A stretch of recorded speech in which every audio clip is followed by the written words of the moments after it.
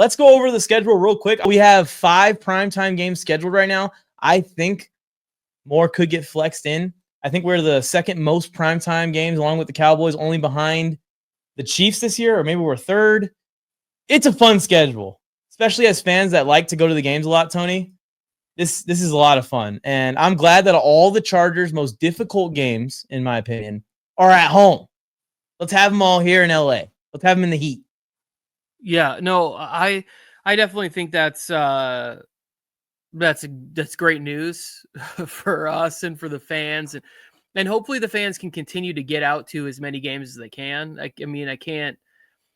It's almost like the NFL, they don't really care about the fans going to the games because they're making so much of their money on the advertisement dollars that of people just watching the games, right? So it's not conducive. It's a huge stadium. It's easy for away fans to fly in, but if you can afford to go to a game, it's worth it. Like, it is so much fun, and you can go home and watch the replay like I do. I'm also like a nutcase about Chargers football. And for Chargers fans specifically, and Rams fans too, I'm telling you guys, man, you could trust me on this. If you don't mind sitting in the cheap seats for a lot of these games, just wait until closer to the game.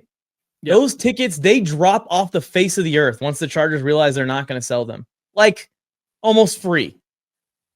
Yeah, you definitely can in the like 400 and 500 section find really great deals to bring the whole family to that. But like, I look at this and it's like, of the teams that travel really well, like I think that we could see some of these home games where it's like Steelers fans in week 10, it's Sunday Night Football. That's kind of good to be on Sunday Night Football. Maybe there's a few less terrible towels that can travel because they got work on Monday. Although that's what I'm thinking about that Vegas game, because I normally would go to Vegas for the game, but I will never go to a Vegas night game. I already have written that down on my board as something that I won't do. So this is the first one where it's like, I mean, I did go to the 63-point one. That was kind of when I said no more of this. So to see this on the schedule, it's almost giving me a free excuse not to go. Thank goodness. So I think that like the thing that I really like about this schedule is like, if you watch really good NFL teams, they're ramping up towards something, and then the really good teams start to play that way in like early November and really turn it on post Thanksgiving. That's the old Belichick adage. But I think there's an opportunity for them to like really start to form like a tough like run first identity, because last year when we watched, it's like, if you listen to the people on TV, they're like, Harbaugh teams, they want to run the ball and they're a running football team and this is what they do. And it's like, yeah, maybe this is what they wanted to do, but they weren't actually very efficient or effective with it last year. And that was like, it was part of the issue. And it was like, it kind of hurt the passing game, because if you're not effectively running the football, then the play action fake has a lot less teeth. There's not really any bite in it there. And so I think that they've done a tremendous job of getting people that are going to be able to win vertically down the field, which is what the style of this offense is going to want to be. And that's in all three parts, the X to the Y to the Z, all those spots are going to have people in them each week that can win vertically.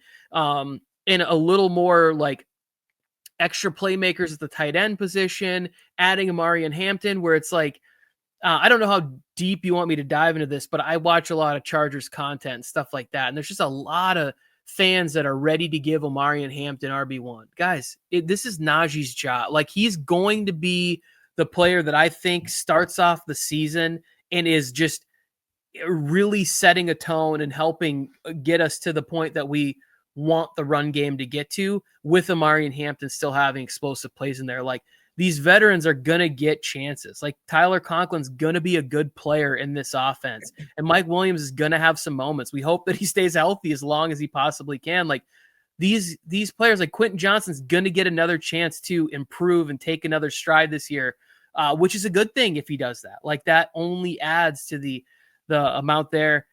The thing that when I looked at this was like, I'm so happy about the Week 12 bye. I don't know how the players feel about it, but from a fan perspective, like, I really like that late bye in that time where it's like, I kind of, as a fan, I get to just relax and Christmas shop and just like not really like overly worry about how things are going for the team or people's injuries or whatever.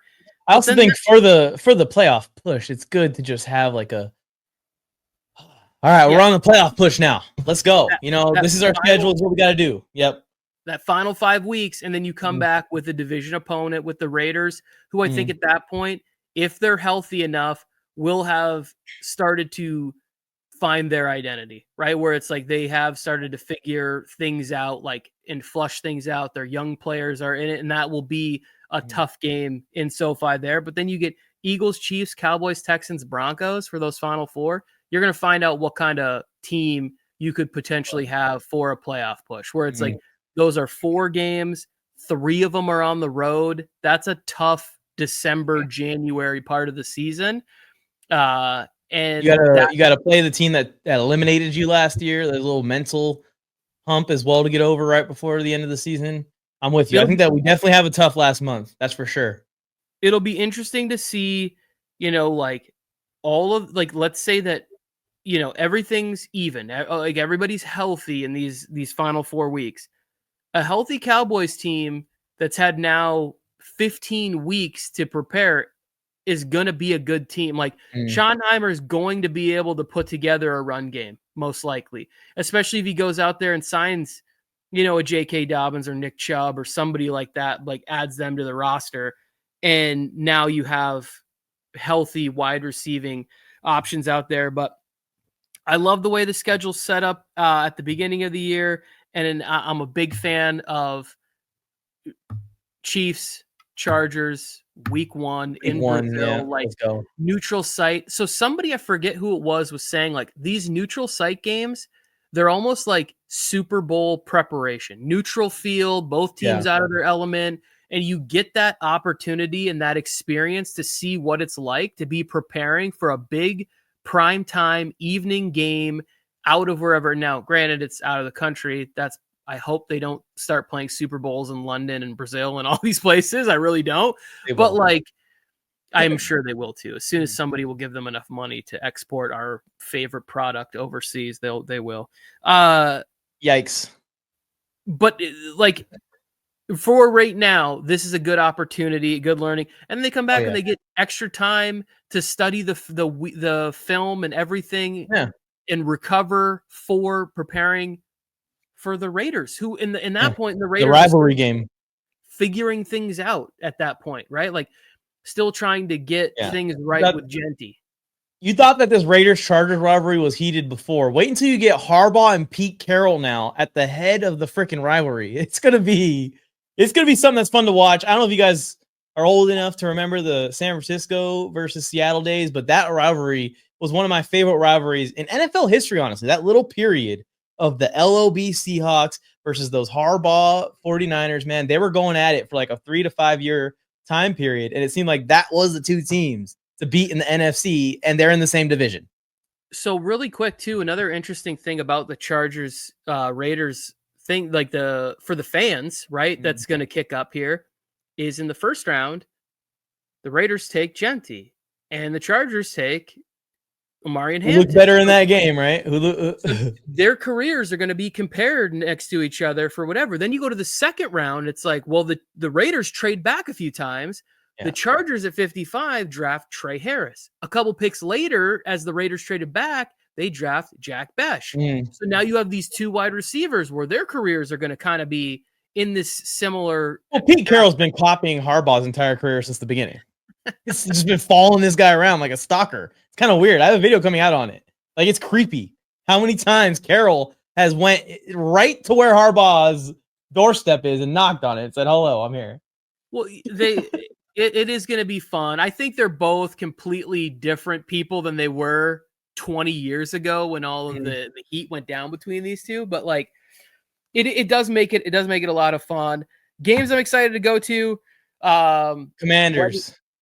Wedding. I am going to try to be at that Commanders game 100%. I most likely will be at the Broncos game in week 3. The road game my wife and I talked about going to, it falls on our wedding anniversary this year. I believe it's 14 years this year. Will be. Damn, congrats, Tony. Tennessee. And we were talking about going to Tennessee already. And so now it falls on that. time. So we're talking about flying out to Tennessee for the weekend and having some fun and going out there and cheering on the Bolts in Nashville. Well, I'll be there too, Tony. Yeah. I'm saying because did my taxes recently and turns out I need to travel more. So let's go. I'll be there in Tennessee with you. I also want to go to Jacksonville. I want to just go feel the vibe out there in Florida. And I've gone to the Buccaneer Stadium. I've gone to the Dolphin Stadium. I've gone to the Jaguars training camp facilities. I haven't seen no football played in that damn state. Every time I go, it's off season. And I just see things and I never get to see any football played there. Also, I want to see some Travis Hunter. I want to see some Travis Hunter his rookie year. I want to be able to say, like, yeah, I saw that guy his first year when he started doing that. And I think by this time, we will fully see what the Jaguars have planned for the kid. Man, anything else here I should cover before I forget? Oh, one thing that we are forgetting, the Chargers are also on first in the preseason for the Hall of Fame game a week ahead of the preseason. So I'm planning on going to that. That's going to be a lot of fun. I've already got, to leak. I don't want to say anything before it's sealed in. I've got reps from the Hall of Fame, multiple reps from the Hall of Fame, trying to hook up with your boy on some kind of content thing. So meeting next week, Tony. I'm going to keep you updated, but we might be getting some good Hall of Fame content for the channel.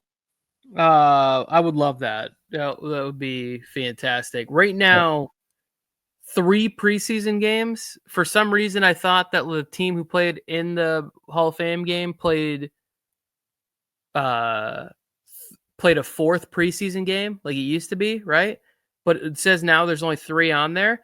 I did notice that like a lot of teams the schedule is looking at only had 2 preseason games listed. Maybe they haven't announced a 3rd, but I always thought it was 3 preseason games. Is that not the case anymore? Did they drop it to 2? Oh yeah, no, I think they did drop it to 2. Okay. All right. That's new. 3. I think the Chargers have 3 with the extra game, I think. Well, because the last preseason game that's listed on here is August 16th. Then they don't play again until September 5th.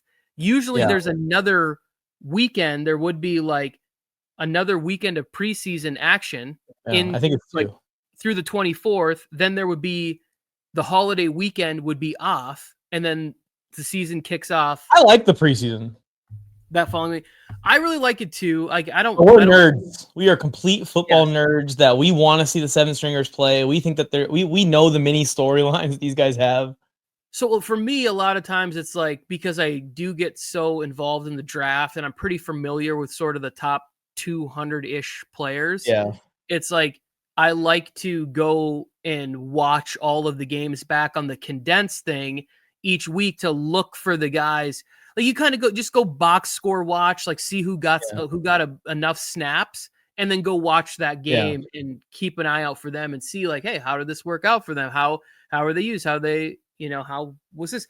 If this also helps out for fantasy people, this was my Bucky Irving thing last year where I was like, hey, this Bucky Irving and Sean Tucker look like the best running backs on the Bucs, and in a super deep league, I ended up with Sean Tucker, and in another league that I won, I ended up with Bucky Irving on the roster. So you find some fantasy draft worthy players watching the preseason. We're glitching out a lot, Tony. I don't know if you notice it. Is it happening on your end? Yeah, you are. So same thing on this end. You're glitching out. So I think that's a good time to call it. That's the man up above, the football god, saying, hey, Mike, it's time. Call it. You've been talking for an hour and a half. Well, that's our full schedule release reactions. We'll be talking more next week about the NFL and the schedule release. Also, next week, I want to bring to y'all our perfect landing spots for free agents. That was planned for today, but we will save these topics for our next episode sometime next week. Thank you for tuning in to the full episode of the NFL Mike's Corner podcast. I think this is episode 7 or 8. I don't even know which one we're on. Bill Flames, I went Mike on the mic. Yep. With something brand new, one time for your mind. He gave you fair warning. Now it's time to smack him in the mouth with that raw sports talk from the town. Sweet chin music to your favorite sportscaster.